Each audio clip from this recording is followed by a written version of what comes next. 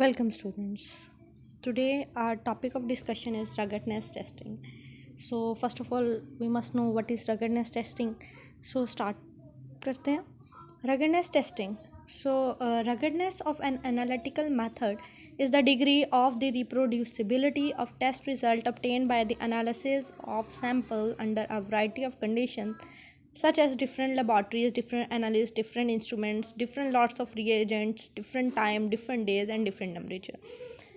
In short ये कि रगडनेस जो है एक ऐसा एनालिटिकल मेथड है, एक ऐसी डिग्री है जिसमें रिज़ल्ट्स में चेंज आता है.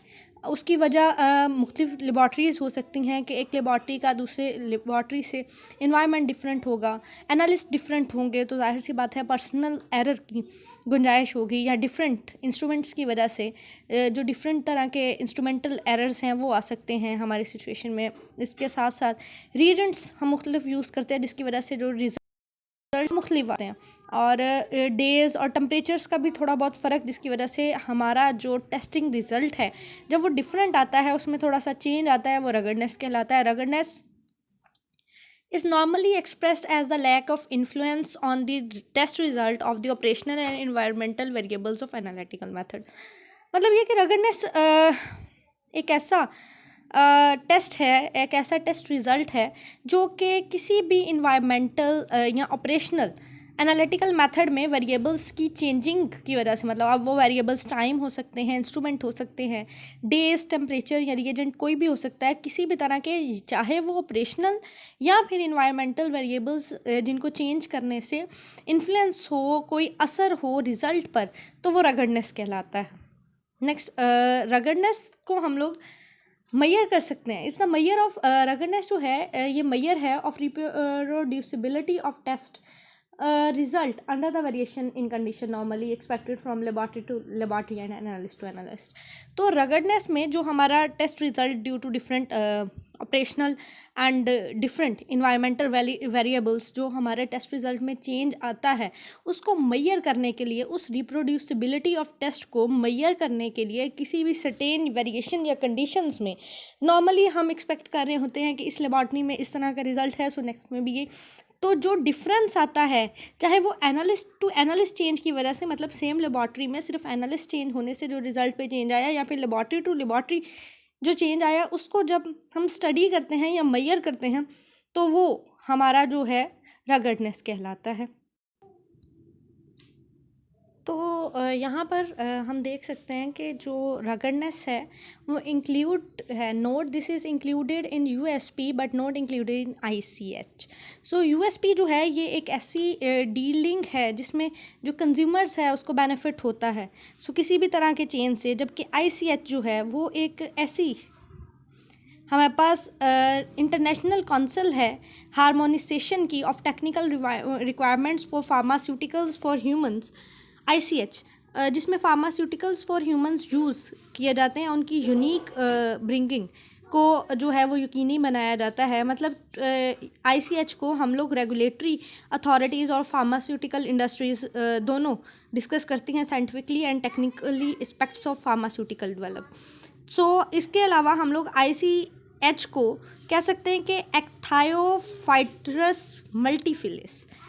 तो ये हमारे पास दो टेक्निक्स इस तरह. सो इन शॉर्ट ये कि जो हमारी रगडनेस टेस्टिंग है वो यूएसपी मतलब कंज्यूमर डीलिंग्स में, मतलब ऐसी चीज़ें जहाँ पे कंज्यूमर्स को बेनिफिट होता है वहाँ पर तो यूज़ कर सकते हैं, लेकिन आईसीएच जो कि साइंटिफिकली प्रूवन है फॉर फार्मास्यूटिकल इंडस्ट्रीज़, उसमें हम लोग रगडनेस टेस्टिंग को यूज़ नहीं करते.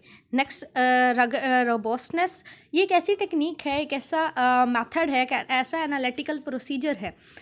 इसको देख लेते हैं पहले. Robustness of an analytical procedure is the measure of its capacity to remain unaffected by small but deliberate variations in method parameters and provide an indication of its reliability during the normal usage. तो robustness जो है ये एक ऐसा analytical procedure है या ऐसी technique है जिसके ज़रिए हम लोग मैयर कर सकते हैं वो capacity to remain unaffected by small changes.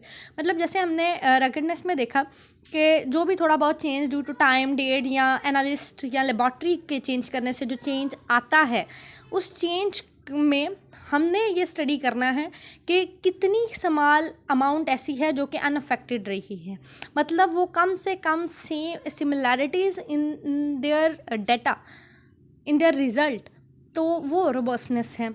Robustness जो है इसमें feasibility of product, robustness also feasibility to produce the analytical method in different laboratories, ये हमें फिजिबिलिटी देती है, इस चीज़ को रेफ़र करती है कि हम लोग एक ही एनालिटिकल मेथड को डिफरेंट लेबॉर्ट्रीज में यूज़ कर सकें। और इसी की जगह पे जब हम दोनों के रिजल्ट्स को कंपेयर करते हैं तो हम उस स्मॉल अमाउंट को डिटेक्ट कर सकते हैं जो कि अनअफेक्टेड रहती है by changing their environments, may be operational और may be environmental factors. So let's move to study robustness and ruggedness. So यहाँ पर हम कंपेयर करेंगे ruggedness को और robustness को, लेकिन अगर हम चाहें तो पहले हम कुछ सिमिलैरिटीज़ देख लेते हैं। मतलब sometimes robustness and ruggedness misinterpreted. Actually decision threshold, detection capability और measurement uncertainty is evaluated. In short ये कि ruggedness क्या है, चेंज, ऐसा चेंज जो रिजल्ट्स में चेंज लाए due to change of some environmental और ऑपरेशनल फैक्टर्स। लेकिन रोबस्टनेस क्या है, वो कम से कम क्वांटिटी किसी भी सैंपल की जो कि अनअफेक्टेड रहती है थ्रू दिस चेंज। तो जब हम इनको कलेक्टिवली बोलेंगे तो ये दोनों एक दूसरे का एक्चुअल मीनिंग देंगे। हम इन दोनों को कह सकते हैं कि ये दोनों सिनोनिम्स हैं। अगर मज़ीद देखना चाहें तो हम यहाँ पर देख सकते हैं कि robustness and ruggedness in guideline are very similar, दोनों बहुत मिलते हैं। Both term robustness and ruggedness is in use, दोनों इस्तेमाल में है। When the use together they are uses as synonym, मतलब रोबस्टनेस एंड रगेडनेस दोनों की दोनों टर्म्स मिलती जुलती हैं।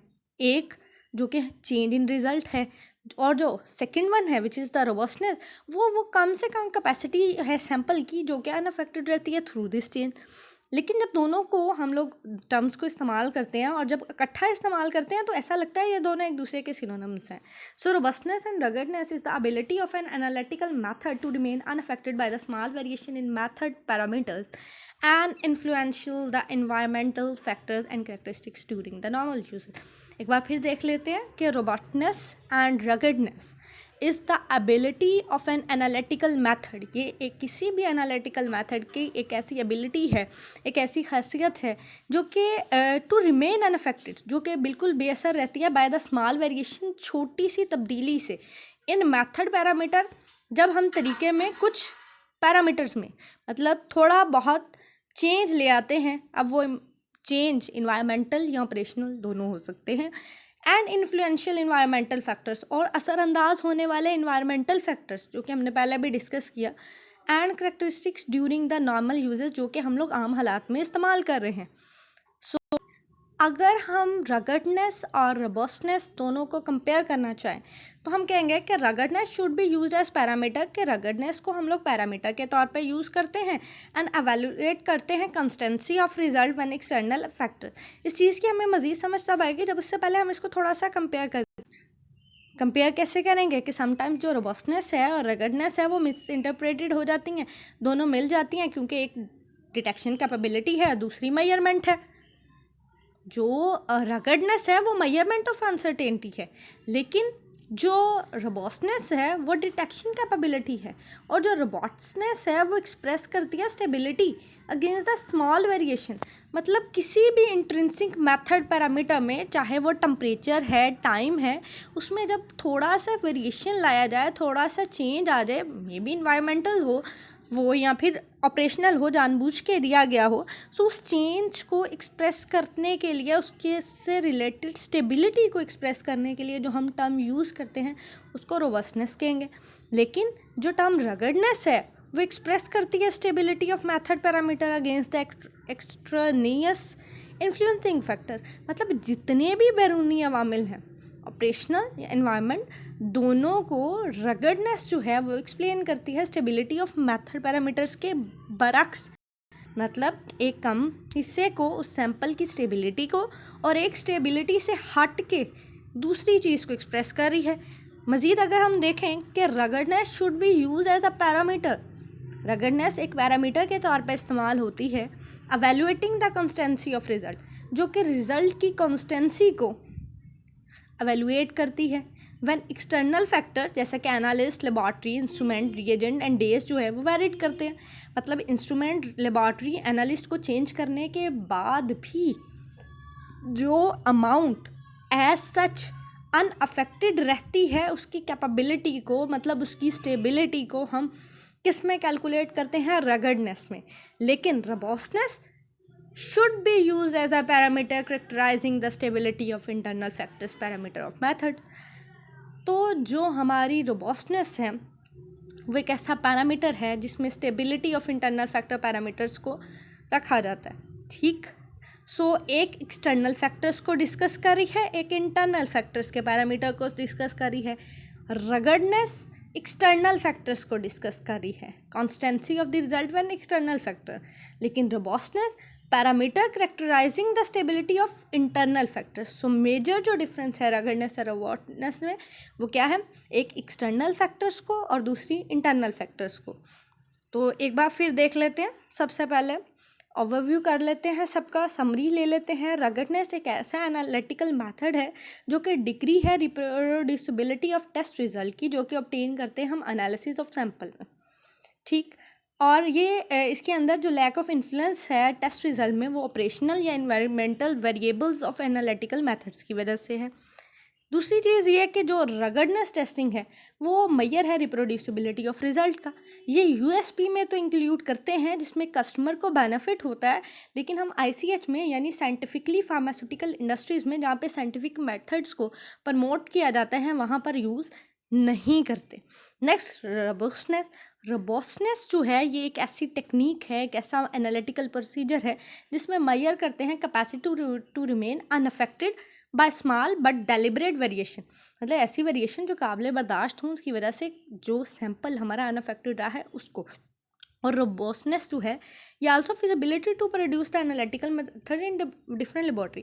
क्योंकि अगर रोबस्टनेस की टर्म या टेक्निक हम यूज़ नहीं करेंगे तो हम एक ख़ास रिएक्शन एक ख़ास लेबॉर्ट्री में ही कर सकेंगे, आम लेबॉर्ट्रीज़ में यूज़ नहीं कर सकेंगे। तो अगर हम इनको दोनों की सिमिलैरिटीज़ देखें तो रोबस्टनेस और ये दोनों जो हैं ये गाइडलाइंस में तकरीबन एक जैसी हैं। मतलब in guideline they are very similar. और जब हम इनको दोनों टर्म्स ऐसी हैं जिनको हम इन यूज़ लाते हैं, लेकिन जब दोनों को इकट्ठे इस्तेमाल करते हैं रोबस्टनेस और रगडनेस की, तो ये एक ऐसा मेथड बन जाता है जो कि रिमेन रहता है unaffected by the small variation method in parameter and influential environmental uses. लेकिन जब हम लोग बात करते हैं ruggedness should be used as a parameter evaluating the consistency of result when the external factors such as analyst, laboratory and instrument reagents days are varied. मतलब ruggedness में external parameters को डिस्कस करेंगे जबकि रोबस्टनेस में internal parameter को। अगर हम देखना चाहें कि कुछ बाज़ का रोबस्टनेस और रगडनेस जो है ये मिस इंटरप्रेटेड हो जाती हैं।